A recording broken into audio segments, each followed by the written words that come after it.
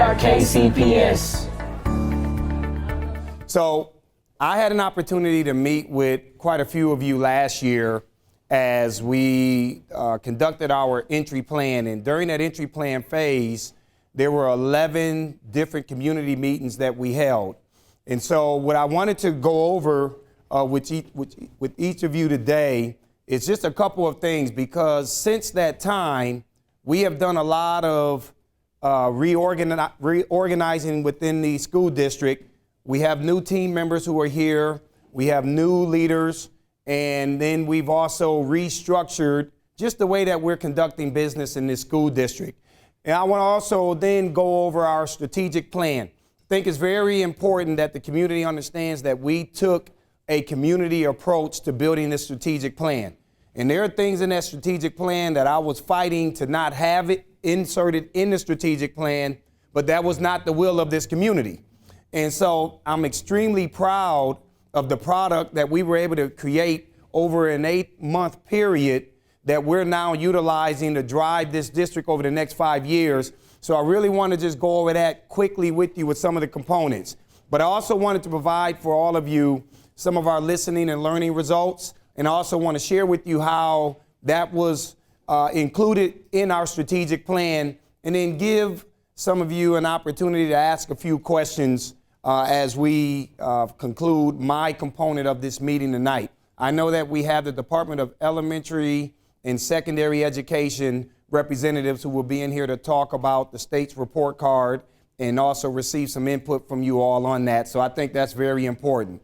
So let's go ahead and get right into it. I want to introduce our cabinet, and several of our cabinet members are here. And what I would ask is that you please stand as I call your name. Natalie Allen is our Chief Communication Officer, Chief of Staff, and she's here in the system in her second year. Linda Quinley is here, and this is her first year, our Chief Financial and Operating Officer.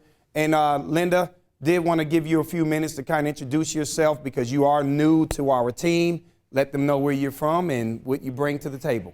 And I'm new to Kansas City, which has been fun. I came on July 1st so that I could start work on July 1st. Working as the Chief Financial and Operations Officer here in Kansas City. I spent the last 12 years in Columbia, Missouri in the same role. So I'm excited to bring a different perspective to this environment, especially excited to work with this team.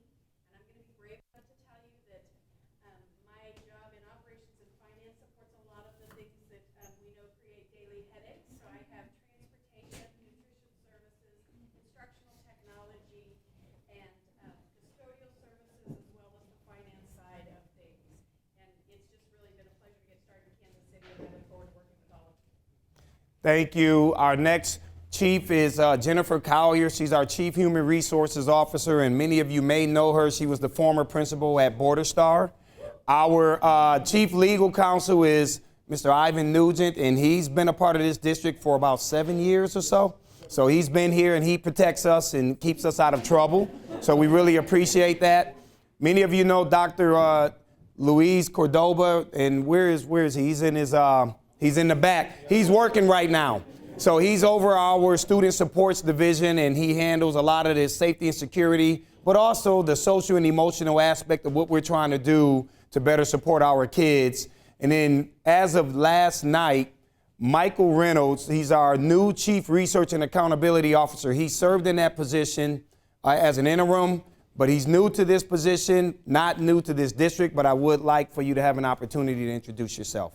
Mike Reynolds, as you said, Chief Research and Accountability Officer. I've been with the KCPS for 14 years.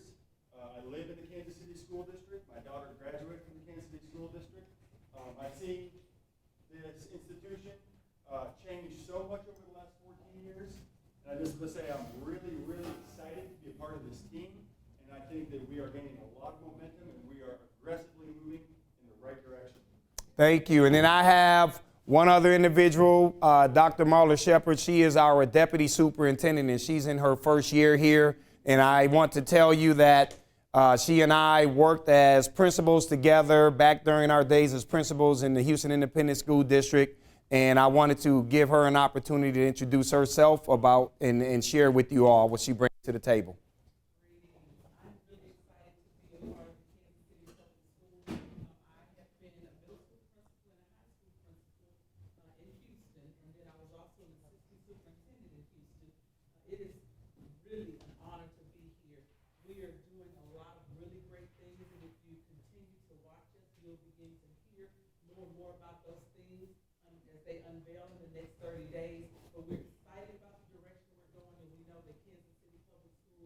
is about to leave a mark on this city that will not be erased. Absolutely. Thank you. So that makes up my cabinet. Now, here's what I want to bring to you. Part of the reason why we wanted to have the picture in here, I want you to look at the makeup of this cabinet. You're not going to find too many cabinets in the public school sector that look like this. 4 women, 4 men. It's very diverse. We intentionally wanted to make sure that, to the best of our ability, that we could have a cabinet that replicated the city that we serve, the students that we serve within our school district. You have 4 people who have been here, so they have context. They understand what this district has been through. And then we have 4 new people from the outside, including myself, who now can bring a different perspective to how we view schooling and ultimately take those ideals and come together to really have a powerful team of people who are going to take this district and do what people don't think can be done. So I want to start off with this component here, and this is called right question, right response. So I'm going to read this to you, but I want you to think about this as we go through this journey on this presentation for the next 40 minutes or so. If I had 60 minutes to solve a problem and my life depended on it, I'd spend 55 minutes determining the right question to ask. Once I got the right question, I could easily answer it in 5 minutes. Albert Einstein. So I saw this quote recently. So then I typed it, and this happened actually this morning at a meeting that I was attending. So I said, what if you know the answer to a question, but refuse to act on it in the most appropriate way or at all? So I want y'all to think about that as we go through this presentation, and then I will come back and close out with why we need to really have a focus on the right question and the right response. But most importantly, when we do know the answer, what do we need to do to act on it? So the work of improvement. I've told people that we are very intentional. We're going to make sure that we are considerate and that we coordinate. And the only way that you can move an urban school district of this size is that all 4 wheels have to be moving in the right direction. Everybody has to see the alignment, they have to see the vision, and they have to be a part of it. And if those things aren't in order, then it becomes very difficult. So what we said that we wanted to do was to really try to create a community plan for positive change. And that's part of the reason why we really did go through an 8-month period of engaging this community in that strategic plan. But even prior to that, all of those listening and learning tours, we didn't just do that just to hear from you and not respond to it. In our post-entry plan, we compiled that information, and that information was published and was provided for everybody to see what this district had learned and what we need to do. But the ultimate goal is to figure out what's your destination. And the destination for us is simple: a world-class, equitable school system where the expectation is that we will fully prepare every student to be critical thinkers and problem solvers who are equipped to succeed in the 21st century global economy. And it's just that simple. We need to make sure that our kids are graduating and they're going to be able to thrive in a very competitive world. So we said that we want everything that we do to be student-centered. And I'll be very clear with people in here. I've had comments come back to me. All he does is talk about the students. He don't talk about anything else but the students. And one of the things I tell people is, if it's not for the students, we don't have a job. It's that simple. And it's not fair to say that it's okay to have a job, but to not give a return on the checks that you receive. That's unacceptable. And so what we said was, student learning is the fundamental purpose of a school system. And that means that if we have low achievers, we should be doing everything in our power to advance those low achievers. If we have average performing kids, we should advance those students. And if we have high achievers, we should be advancing those children. And the expectation should be the same for all. Instructional effectiveness, the intersection of student, teacher, and content, supported by effective leadership and organizational practices. One of the things we learned was that we have people who are working extremely hard in this school district, everybody, but our curriculum wasn't aligned to state standards. Our professional development wasn't aligned to what we needed to do to support the curriculum. So we're kind of doing things in 1,000 different directions. And then ultimately what happens is you may make some growth, but you're not going to make growth at a rate that's going to let people know that the district is making a true difference and closing gaps. And so we know that we had to focus on that. So we did. We've rewritten the curriculum.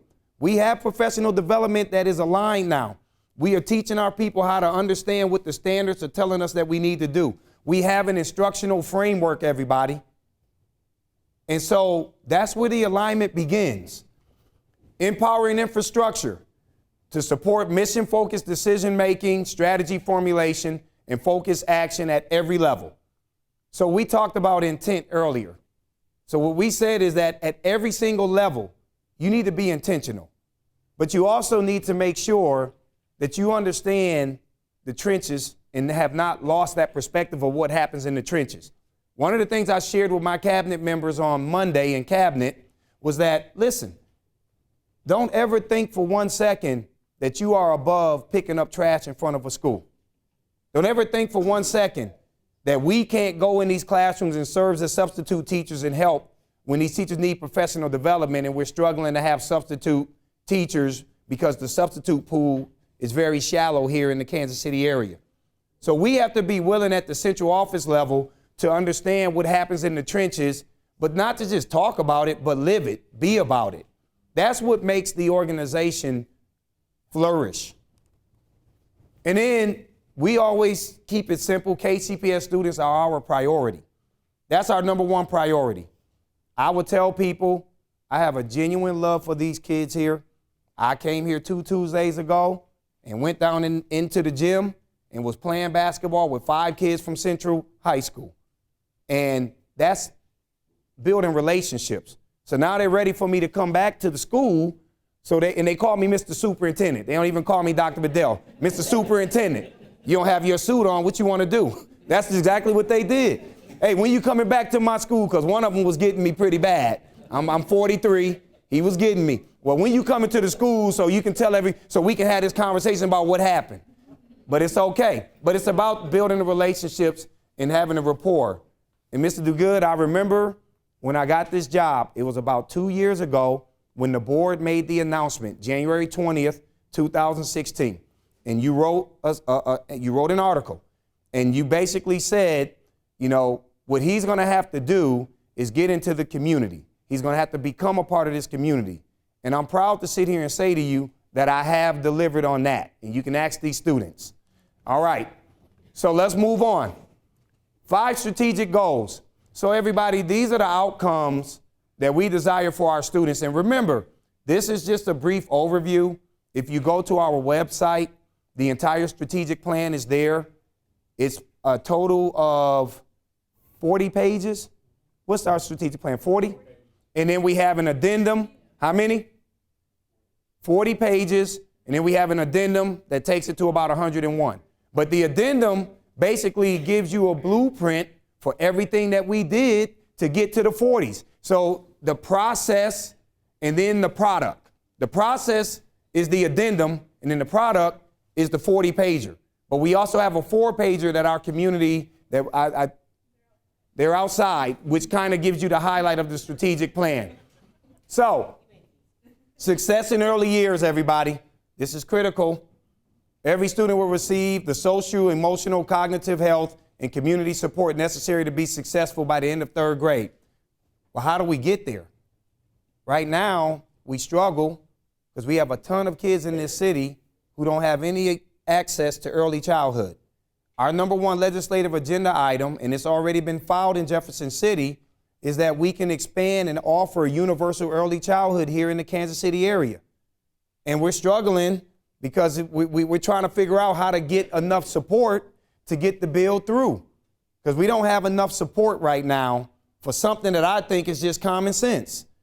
And if we have early childhood, what happens now is that we're not in a situation where we're having to perform triage on these kids when they enter into kindergarten and they can't recognize letters. They don't understand shapes. It's the fundamental things that should be happening during that pre-operational phase of development that we can capture if we offer universal early childhood in this area. So this is something that we're fighting for right now. The second goal, the whole child, safe, challenged, and supported. So what we said was that every child will be challenged and supported within a safe learning environment to be a responsible and productive citizen capable of meeting high expectations. But a lot of this must occur as we grow these young kids up on how to cope differently, how to deal with some of the social and emotional distress that they show up with. School systems have so many variables that we have to control for. But if we have the support of our community in coming in and helping to mentor, coming in to read to our kids, helping to hold our kids accountable, but also creating safety nets for these kids. That's what this goal number 2 is about. So we're interested in not only enhancing their experiences academically, but we want our kids to be well-rounded. So we really focus on increasing the number of kids that participate in extracurricular activities. And we'll talk about that a little bit later because we have some excellent numbers of what we've done to get more kids to be proactively involved in positive things that keep them safe, but also gives them a sense of connection to their school. Goal number 3, and I talked about this earlier, and this is pretty simple. Continuous growth towards mastery of all subject areas. So I do really believe in having a value-added analysis that allow for me to make a determination on if a kid came to your class and a kid is 2.5 years behind, but by the time they finish with you, maybe they didn't hit proficiency because they were so far behind, but by the time they left your class, instead of them being 2.5 years behind, now they're 1 year behind. You were able to close an additional 6 months of growth because of the work that you've done. Teachers should be able to get credit for that. I don't think it's fair that you have to measure everything based on proficiency standards, and when you know that some kids show up at different places, but then people need to have credit that their work is meaningful and that they are closing gaps. Now, we want proficiency, so don't get me wrong. I'm not dodging proficiency, but I also know that we have a school district where we have a lot of children that are showing up behind, and our teachers are working as hard as they can, and we need to make sure that they get credit for closing gaps.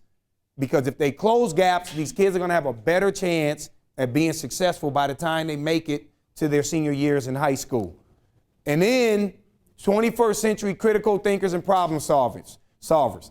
Every student would demonstrate global competitiveness, creative thinking and innovation through effective reasoning, communication, and advocacy for themselves and their community. So what we're looking to do next year, everybody, is we're going to bring in coding into our elementary schools.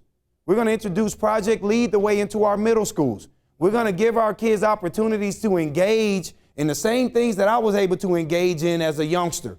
I had an opportunity to do electrical construction throughout high school. And then I was able to go to Kodak and work. And I earned credits while I earned $4.25 an hour. And when I graduated from high school, I had a choice. I could go and work for Kodak, which wasn't happening because I saw the stock going down back in '93. And of course, they're not here anymore, right? They couldn't keep up with the digital era, or go to college. But I had a choice, and we got to give our kids a choice. And I think that's critical. And then readiness for college, career, and life. We want our kids to be ready for all of it. This is a mean world. It's a vicious world. And when we graduate kids and they are ill prepared for the rigors of what this world has to offer, then we've done a huge disservice. It's more important that we make sure that these kids are prepared with a plan and that they can execute and navigate safely when they graduate and not just push these kids through just so we can increase graduation rates. It's kind of unacceptable. You don't improve the community as a whole when you have those kind of practices. So, the 4 pillars, everybody, this is what everybody in here must do. Those other 5 goals won't happen if any of these are compromised. So let's talk about the 4 pillars and think about it as a foundation to your house. If one of your 4 pillars in your house, the foundation is fragile, you're going to have some foundation issues. And you're going to need to get that addressed, or it's just going to get worse every time it rains. So the 2 building blocks, these are the building blocks of what we must do to achieve the outcomes for students. So Pillar A is simple. This is about creating a personalized, rigorous, and culturally responsive teaching and turning plan, making sure that our teachers understand how to interact with the kids that we serve, the kids that show up, making sure that they really have an understanding of that, making sure that the curriculum makes sense. Every kid, the cookie cutter approach does not work for everybody. So what we're training our people on is to be able to differentiate, being able to look at data and being able to figure out how do you best support kids where they are. And it's an unfair job. I was a teacher. It's hard. I had a bunch of kids all over the span of performance, but it was my job to figure out how to best meet their needs by getting to know them, by building the relationships, and then making sure that I had high expectation for these kids. So this is very critical in the work that we do. And then that also talks about making sure that we have the transition component added in there where kids are successfully transitioning from one level to the next. Part of the reason why we get killed at the middle school level, you got sixth graders who are in self-contained classes in our school district. Then you unleashing them in the seventh grade. And the truth is they should have been unleashed in the sixth grade. I don't think sixth graders should be in an elementary school. I think it should be K through 5, 6 through 8, so they get a real middle school experience, and then 9 through 12. So I'm just putting that out there because something might happen. Pillar B, safe climate and strong relationships with family and community. We're going to go a little bit deeper into this one in a few minutes because this is a part of the reason why we're here.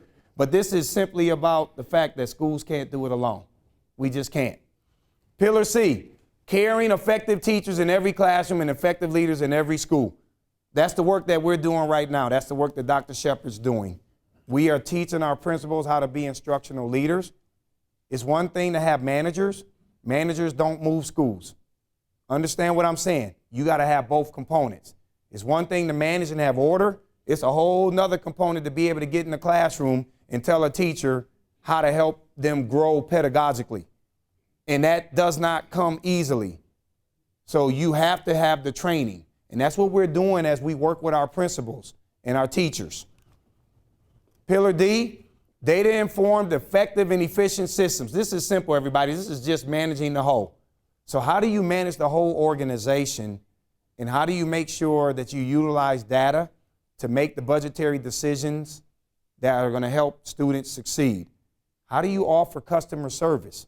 Because we've been knocked on customer service for a long time, right? People just say we're not professional. Well, we want to be professional. That's part of the reason why our whole cabinet completed a customer service book study. We just finished it on Monday, Lessons from the Mouse. Because any of you who've been to Disney, you kind of wonder, how is it that that place is always clean with all of these thousands of people? But it's about professionalism from the people who work in that organization. You don't see things that happen in the background out in the front. They take care of their dirty business in the back, but what's portrayed to all of us as customers is just this wonderful place. And the customer service is at a premium, so that's why Mickey can keep his hand in our pocket and we won't put it out. So I just need you to know that we went through that study, and the next phase of that now is that we're going to have my admin assistant, who reports directly to me, she's going to make sure that all of our secretaries are trained on that same book, and then we're going to push it through the school system because customer service is a big deal for me. So let's go into Pillar B a little bit more. This is where we talk about schools can't do it alone. So one of the things we talk about is safety nets. We have to do a better job as a community of providing safety nets for our kids. We just do, everybody. And I don't think we do a good enough job of that, right? I think we say, this is not my community, so this is not my problem. This is not my kid. I'm not related to this kid. This is not my problem. And when we do that, then we remove from this whole village mentality of us being a full-blown Kansas City family that wants to make sure that we try to bring some equity and equality to some of the things that have occurred in this city for the last 30 years. And well, let's talk about it. Racism, marginalization, oppression, gender inequities. That stuff is real bad here in this city, folks. And everybody wants to act like it doesn't exist. But it does. So how do you then figure out how we come together to create these safety nets that our kids deserve. So one of the things we did do was we have a lot of things, but this is just one of our examples. We have a large ELL population. In fact, the largest ELL population in the state of Missouri. We have about 27% of our kids that are Hispanic. And so we have a lot of kids who are showing up, can't speak any English. But after they've been here for 1 year, they have to take a reading test. That impacts our reading scores. And it's not fair to them because they haven't had enough time to acquire the target language that we're trying to teach them. So what we said we would do is that we would create this partnership with the Mexican consulate's office through Dr. Cordoba back here. And we have, well, I murder it. I usually say it's Community Plaza in English. But I just leave it there because I murder it. And I took Spanish for a lot of years. And so we have this up and running at East High School. And we just expanded it over to James. And this is an opportunity for some of our families and immigrants who've come here. If they take advantage of this program, they become educated. They then, once they complete the program, they will be awarded the equivalent of a high school diploma from Mexico, from the Mexican government. So we're trying to add value to them from an educational standpoint so that they can have some value add to the community as a whole. So that's just like one of the things that we've done. The next one that I could tell you about is family engagement and communication. We want to welcome the perspectives and embrace diverse voices of parents and caregivers.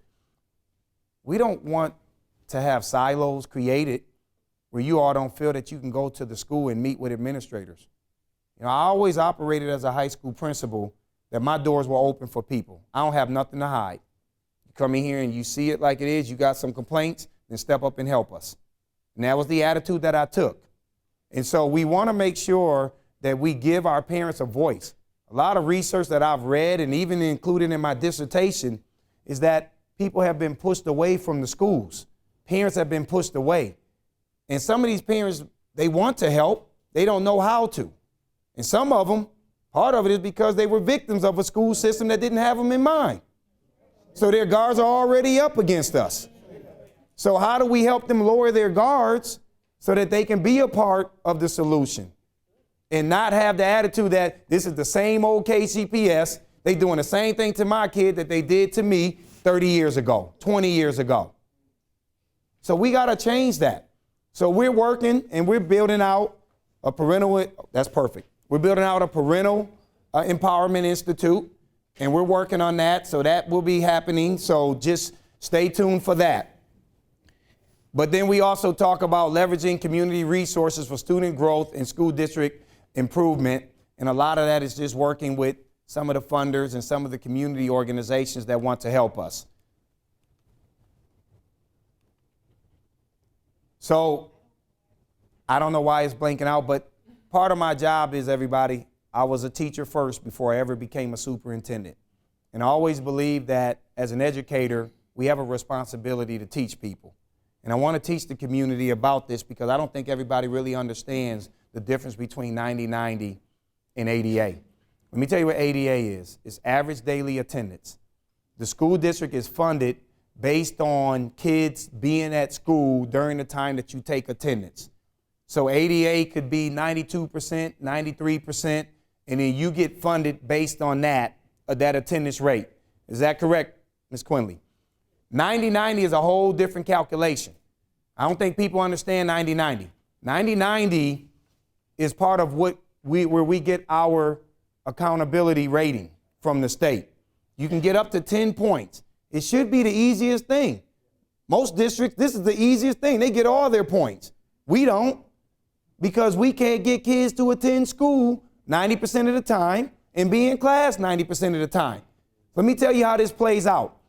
If you have a school and you have a 7-period schedule, and the kid decides that they're going to come to school after first period has started. So I'm talking about middle school and high school here. They then, in essence, have missed 14 to 16%, maybe 13 to 15% of their day. Once you fall below 89%, it's the same as a 0 for the day on 90-90. Do y'all understand what I'm saying? So when a kid comes late, those minutes are marked off. And even though they can say, I was at school, but I missed first period or I missed the last period of the day, that's the same as a 0 for the day. So let me tell you some numbers here, because this is what will be alarming. So looking at our 90%, 90 attendance rate, kindergarten, 79.26. Kindergartners. Now, who's responsible for making sure the kindergartners get up and get dressed and get to school? That's us. The kindergartner doesn't control whether they come to school or not. So if you start that trend in kindergarten, let me tell you what it looks like. Let's fast forward, because I only have a few minutes. Let's go to 9th grade. So when you hit 9th grade, that's 79%. And it actually goes up when you go 1st through 6th grade. But by the time they hit 9th grade, 63%, 90 attendance rate. So I can have Dr. Shepherd, I can have Mr. Nugent, I can have a great relationship with our union president, a great relationship with our Board of Education members, and we can put all of these things in place that I talked about earlier that we're doing. Things that we know can turn this school system around. But if I can't get the kids to come to school, I can't help them. Now, listen, everybody, I'm not blaming just this only on parents. Some of this is us, too. The people who work in KCPS. Yes, it's us because we suspend for punitive reasons. We then put these kids out and we further contribute to this 90-90 because we have implicit biases that we have not addressed. And so until we begin to realize that implicit bias exists in every single one of us, this is not going to get better. It's not happening. And then what will end up happening is superintendent can't figure it out. Right? You've had too many superintendents here. I can tell you, I know what the problem is. That's why I posed that first quote to you. We know what the problem is. What are we doing about it? And I can tell you from our side, we are getting ready to go deep into some equity training. Our board is working on an equity policy. And we're going to do things differently in how we respond to the way that our kids show up. Because they don't show up the way that I expect them to show up means that they're bad, they're disrespectful. And guess what, everybody? I'm guilty. I've told people this. I used to sag when I was back because I had no name brand shoes. So I had to hide them because I didn't want nobody to pick on me, right? But I moved up, got a college degree, became a teacher, assistant principal. And I remember in 2006, I'm riding this kid because he's sagging. And I was like, man, you're not going to sag on my hallway. And this kid would not be responsive to me. And he would look at me, he would frown at me. And I got to a point one day where I just said, I'm sick and tired of you disrespecting me. So I'm about to suspend you, man. I'm about to suspend this kid because I didn't like the fact that he's not responding to me over a little bit of sagging. Very punitive. Let me tell you what this kid did. He touched my shoulder as I was getting ready to walk to my desk. He was an 11th grader. And he said to me, and I turned around and looked at him, and he had a tear coming down his face. And he said to me, Mr. Bedell, you mean to tell me that you about to suspend me and kick me out of school over something like this when I got kicked out of my house last night because I got in an argument with my mother and didn't have anywhere to sleep, and I don't know where I'm going to sleep tonight. Now, what you think that did to me? Right? I mean, literally, he AR'd me. I had to go and sit down because it told me that I lost perspective of who I was because of class, because I don't moved up. And so we can't lose that perspective. And that taught me how to interact with children differently after that. But think about how many kids this happens to, and the individual never figures it out. And then they just keep throwing them under the bus. And then at the end of the day, they just give up. So we can't continue to operate that way. And so we have to work on that. So I wanted to share with you real quick. We heard, we learned, and we are responding to things that you all told us we need to do better in our listening and learning tours. So community partners and mentoring. We formed more than 50 new partnerships in 2017 in this city. We created a success mentor program, lunch buddies, MOCA. Our mentoring program, everybody, is being looked at by Johns Hopkins University. They're going to be evaluating our model to see if it's something that can be replicated because it's such a different approach to how we are conducting mentoring in our school district. So we're excited about that. Reputation and public relations. People said there's a negative perception of our school district. People only approach our district through a deficit lens. I'm proud to say that that is shifting significantly. Positive, productive relationships with KCUR, the Kansas City Star, 41 Action News. We created The Plug, which is a KCPS news blog. We have weekly KCPS news updates. We revamped our website.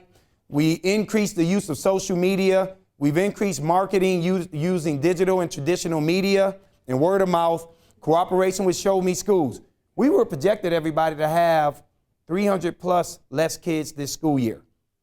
In fact, after the snapshot day occurred at the end of September, October snapshot, September, we actually had 45 more kids than we had at the start of last year.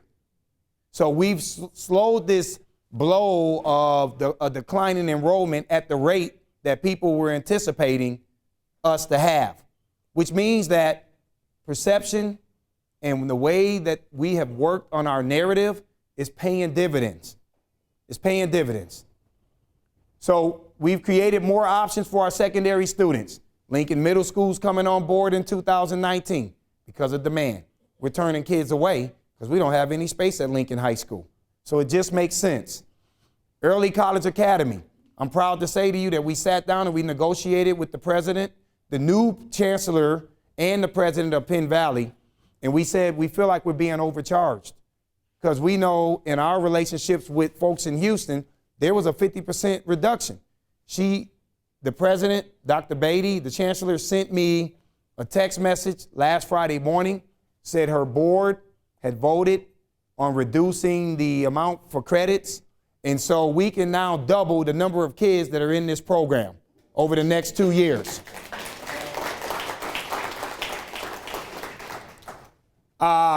Athletic activities and facilities, you've seen it. New field right over here, new track. We got new field, new track at East, building right now in the process of being built. New track, new field at Southeast. We have it at Northeast. These communities now can engage and have activities in their own community. They don't all have to drive now over to Southeast to participate. We also know that we have a community where transportation may not be as accessible as possible. So it's great now that our families in Northeast can just get out and walk over and watch their kids play football. This is what it's about. Now, because we've done this, we've actually increased the number of kids who have participated in athletic activities the first semester of this year was nearly 200 additional students. So that's what this does for us. Middle college program. Press conference on February 9th. Stand by. This is going to be sensational. I'm not going to go into any other details on it. Am I wrong? Should I go into some details on it? Okay. All right. But on the 9th, okay, everybody, we'll have a big press conference about that. And then our vocational courses, our technology courses, career and technology education programs. We are working on growing that out. We just did a visit to the Northland CAPS program last week, and we're trying to figure out how we can work with some of our partners to give our kids some of those same opportunities. So we're excited about that. And these are things that I know our community said. So I think I'm on time. Questions and any comments. And if you don't have any, I do have something I want to offer about that middle years program.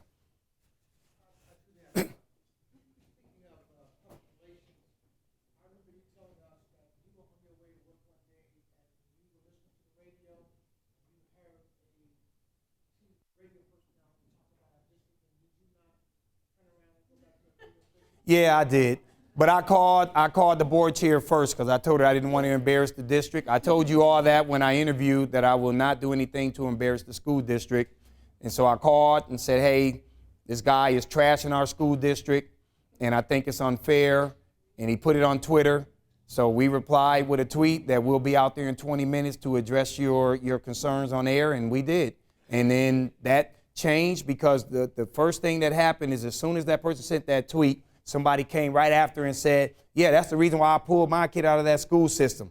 But then after we sent the tweet after that, it was like everybody's like, wow, is he really coming out? And then it changed from there. We changed the whole narrative of what could have been a real ugly day for us to then the guy who said what, did the video saying that I have a lot of respect. I've been doing this to the district for years and nobody ever came out here to address it. And so we picked up some allies as a result.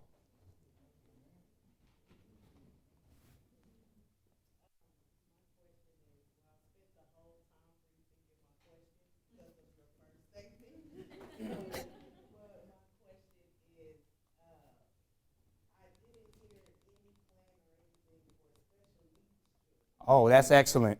So let me just say this to you. I'm trying to go back to that first question, but here, I'll let you. Can you go back to it? But yes, ma'am, we actually just completed an audit. We know that there are some gaps and holes in how we're providing services for our special needs student. And so we just had an audit completed. We just shared some of those results of that audit or evaluation. We had a program evaluation. And the recommendations that we've gotten is that we have some things that we have to do significantly different. And so we are going to do that. And in fact, what we want to do, and we'll invite you once we find out, we can get you information. We plan to have that person to present the audit findings and recommendations to the community in a public board meeting.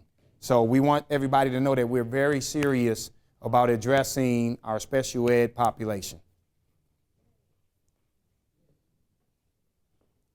So let me just go on ahead, since somebody raised their hand. Let me tell you a little bit about this middle year program because I think it's very important. One of the things that we wanted to do was create an alternative pathway to graduation without any barriers. So we have kids that are in the age range of 17 to 20. They've dropped out of school. And for whatever reason, they dropped out. And what we often do is we'll go and knock on doors and get these kids to come back, and then we put them back in the same environment that caused them to fail in the first place. It's unacceptable because then they're just going to drop back out. So what we said we wanted to do was we ended up getting a grant for $80,000. And we said, well, let's take and use this money and let's create this middle college program. So we hopped on the phone with the president of Penn Valley and we said, what do you think about us having kids that have dropped out of school, but these are kids that we think that if we can get them back on track would be able to go in and finish school and move on with their lives. If we can hold those classes on your campus, we can give these kids the privileges of a young adult that's in college. So they would get an ID from Penn Valley, but they would also have an ID from us. We would make sure that everything's taken care of from a transportation standpoint, book supply standpoint, and the goal is to get these kids in there and allow for these kids to finish up and matriculate through so then they can move on and move on with the next phase of their life. So Penn Valley jumped on it, was extremely ecstatic about it. We are in the process now of interviewing students, and we have some students that will be a part of our press conference on the 9th that will be participating in this program who are ecstatic about the fact that they have an opportunity to get back into school and finish. You have to also remember, when a kid drop out, it's an embarrassment factor to go back to the school that you dropped out. You eliminate the embarrassment factor because now you're on a college campus. And it's not necessarily, we want these kids to be able to complete and we want these kids to be successful. So is there anything that we need to add in terms of if anybody in here, if there's some candidates where they can reach you and all of that?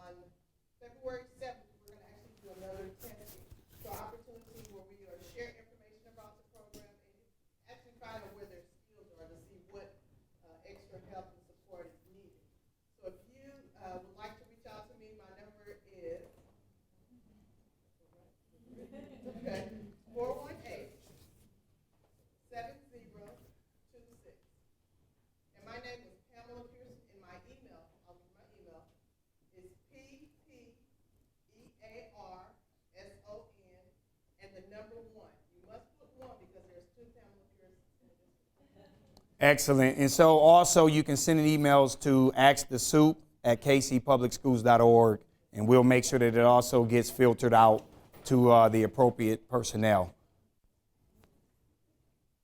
All right, I know we have another component to this presentation, and that's our State Department of Ed.